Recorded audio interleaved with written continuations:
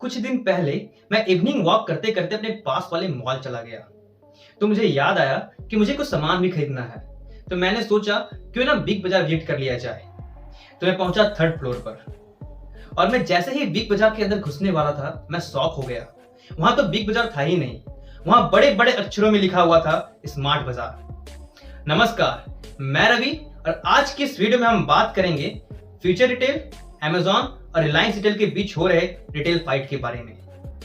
India का consumer retail market $900 billion का है और एक्सपेक्टेड है कि 2024 तक ये बढ़कर $1.3 ट्रिलियन का हो जाए। तो इस मार्केट का किंग बनना कौन नहीं चाहेगा। 2019 तक अमेजॉन ने अच्छी खासी पकड़ बना ली थी ऑनलाइन मार्केट में।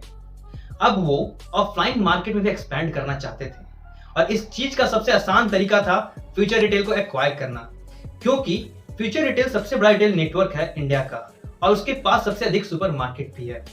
और अमेजॉन के लिए सबसे बड़ी दिक्कत थी FDI रूल्स 2018, जिसके अनुसार कोई भी फॉरेन कंपनी इंडिया में मल्टी ब्रांड रिटेल कंपनी में इन्वेस्ट नहीं कर सकती है। तो फिर अमेजॉन ने दिमाग लगाया और फ्यूचर ग्रुप की एक अनलिस्टेड कंपनी फ्यूचर कूपन में उन्होंने स्टेक एक्वायर किया। उन्होंने 49% का स्टेक एक्वायर किया 1500 करोड़ में। फ्यूचर कंपनी का फ्यूचर रिटेल में 9.82% स्टेक है और इस मूव से अमेजॉन को एक तरीके से इनडायरेक्टली कंट्रोल करने का मौका मिल गया फ्यूचर रिटेल को। इस डील में अमेजॉन के कुछ कंडीशंस भी थे, जिसमें से जो दो मेन कंडीशंस थे वो थी अमेजॉन को मिलनी चाहिए राइट ऑफ फर्स्ट रिफ्यूजल, जिसके अनुसार अगर फ्यूचर ग्रुप कोई भी ट्रांजैक्शन करती और अमेजॉन उस पर इंटरेस्टेड होती तो बाकी कंपनीज के मुकाबले अमेजॉन को प्रायोरिटी दी जाती। और दूसरी थी नॉन कम्पीट क्लॉज एग्रीमेंट, जिसके अनुसार फ्यूचर ग्रुप अपने एसेट्स को सेल नहीं कर सकती थी अमेजॉन के पोटेंशियल कॉम्पिटिटर्स को। इस लिस्ट में 30 नाम शामिल थे, जिसमें से रिलायंस, पेटीएम और जोमेटो जैसे नाम थे। 2020 के लॉकडाउन में ऑफलाइन मार्केट को काफी ज्यादा नुकसान हुआ। उनमें से एक कंपनी थी बिग बाजार, जो कि फ्यूचर रिटेल की ही कंपनी है। उनके सेल्स में भी 75% का डाउनफॉल आ गया। फ्यूचर रिटेल पर ऑलरेडी 8,000 करोड़ का कर्ज था और अब ये बढ़कर 13,000 करोड़ का हो गया है। इन सब चीजों को ओवरकम करने के लिए फ्यूचर ग्रुप ने रिलायंस रिटेल के साथ 24,700 करोड़ की डील की। इस डील के अकॉर्डिंग फ्यूचर ग्रुप के 3 division future retail, future consumer और फ्यूचर लाइफस्टाइल के अंडर 19 कंपनीज को रिलायंस एक्वायर कर लेती। इस डील से अमेजॉन को काफी बड़ा झटका लगा, क्योंकि अमेजॉन की जो एक्चुअल सोच थी रिटेल मार्केट को कैप्चर करने की, वो फिर पूरी नहीं हो पाती। तो फिर अमेजॉन ने फ्यूचर ग्रुप के अगेंस्ट केस फाइल किया सिंगापुर इंटरनेशनल आर्बिट्रेशन सेंटर में और SIAC ने इस डील को होल्ड करने के लिए कहा जब तक कि फाइनल हियरिंग ना आ जाए। फ्यूचर रिटेल ने सोचा कि भैया ऐसे काम नहीं चलेगा, तो फ्यूचर रिटेल पहुंची हाई कोर्ट और फिर अपील की इस चीज को लेकर। हाई कोर्ट ने इस डील को हरी झंडी दिखा दी। तो फिर अमेजॉन ने इसके अगेंस्ट केस कर दिया और ये सिलसिला चलते रहा। यहाँ फ्यूचर ग्रुप ने दिमाग लगाया और सोचा क्यों ना कुछ ऐसा किया जाए जिससे कि 2019 में हुई डील ही सस्पेंड हो जाए।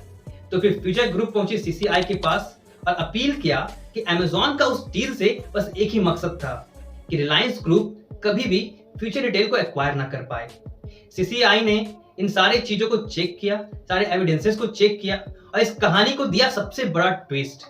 उन्होंने 2019 में अमेजॉन ने जो इन्वेस्टमेंट की थी उसे सस्पेंड कर दिया।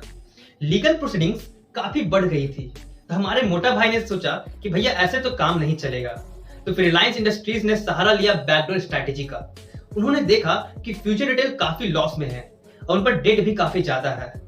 फ्यूचर ग्रुप बिग बाजार लोकेशंस का रेंट पे नहीं कर पा रही थी। यहाँ पर रिलायंस को एक मौका दिखा, उन्होंने इस मौके का पूरे अच्छे से फायदा उठाया। वो सीधे पहुंचे लोकेशंस के ओनर के पास और सारे लोकेशंस को उन्होंने लीज पर ले लिया। इस चीज में उन्होंने 1500 करोड़ रुपए खर्च किए और जब फ्यूचर ग्रुप रेंट पे नहीं कर पा रही थी तो उन्होंने बोला भैया अब आप हटिए, अब इस जगह को हम संभालेंगे। और 25 फरवरी को रिलायंस ग्रुप ने अपने एम्प्लॉयज को भेजा और लगभग 200 लोकेशंस को उन्होंने टेक ओवर किया।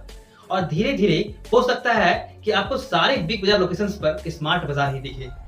इन सब चीजों के बीच रिलायंस इंडस्ट्रीज ने बोला कि 30,000 एम्प्लॉयज फ्यूचर रिटेल के जो कि मे भी जॉब खो सकते हैं इन सब चीजों की वजह से, उन्हें रिलायंस इंडस्ट्रीज जॉब प्रोवाइड करेगी।